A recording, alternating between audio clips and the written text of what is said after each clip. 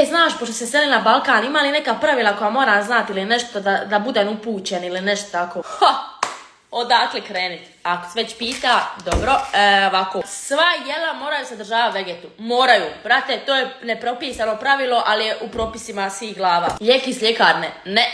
Rakija. Bolite, popi rakiju. Pečete, stavi rakiju. Rakija, brate. Dobro.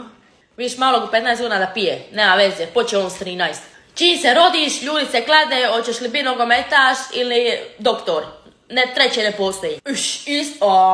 Iz kuće ne smiješ izaći ako ti nije kosa suva. Znači, ako ti je mokra kosa, ti ideš vanka. Upala mozga, gotovo. Ne daj Bože da budeš na propu. Asti majke, upala pluća, doktor ti ni Bog sam ne može pomoći.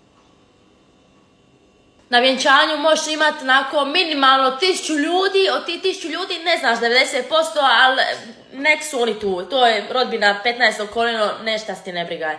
Jel treba još šta? Mislim da ne treba više, to mi je dosta. Neću te strašiti, aj.